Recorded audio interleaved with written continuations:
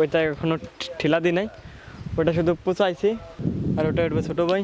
তো আসুন, সকাল সকাল এসেছে এই কারণে যে সরিষায় দেখুন পুরো একেবারে পেকে শুকিয়ে গেছে।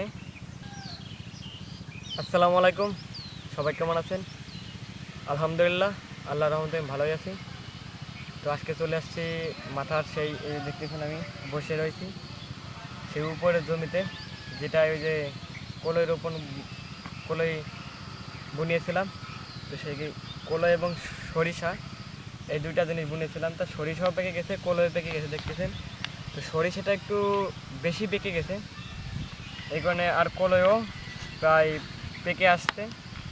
কিন্তু সরিষা এখন উঠাই ফেলতে হবে, এই কারণে আসছে আজকে সরিষা উঠাইতে, এবং 2-4 দিন পরে কলই উঠিয়ে নেব। তো সরিষা দেখুন অতিরিক্ত পেকে গেছে, এই কারণে ভরে আসছি।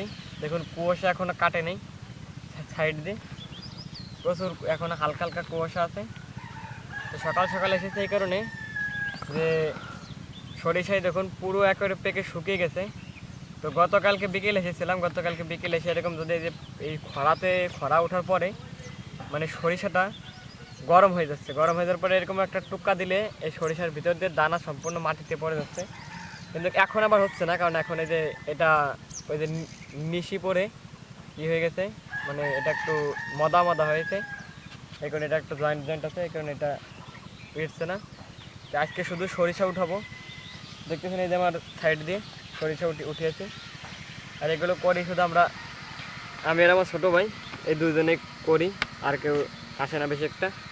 তো আসুন এই সরিষা সব উঠাই, কারণ সরিষা আজকে দেখি উঠাই নিয়ে যেতে পারি কিনা, সম্পূর্ণ উঠাইতে পারি কিনা খরা ওঠার আগে।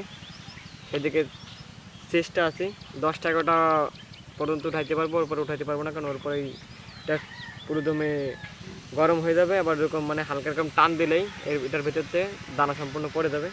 তো আসুন উঠাই, তারপরে আবার করি। তো ওই মাথা জমি থেকে ওই যেখান থেকে শস্য উঠে নিয়ে চলে আসছি ঘেরে কলে, এখন আর কি রস পারবো। এখন দুপুরবেলা,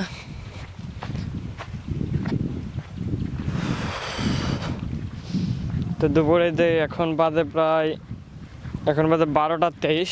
তো ওই যে 12টা থেকে একটা আজানের ভিতরে নামাই আমরা বেশিরভাগই।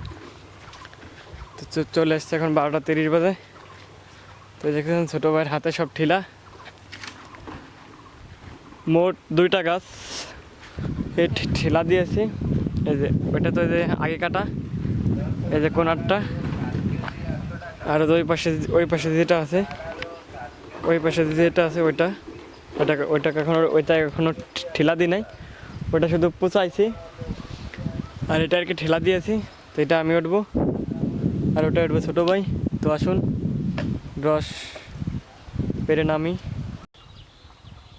তো দেখতেছেন এই যে আমি যেটা উঠেছিলাম সেটার রসে যে পেরে নেমে আসছি।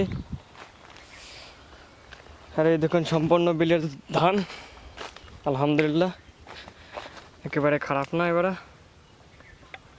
অনেকটাই ভালো ধান।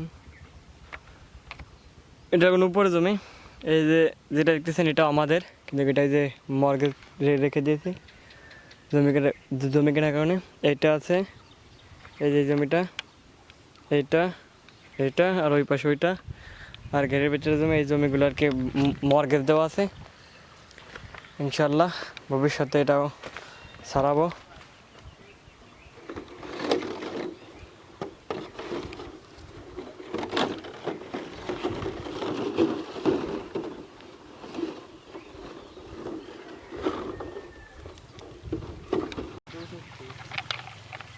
তো আলহামদুলিল্লাহ দেখতে পারতেছেন প্রায় এটা হয়েছে 1 লিটার।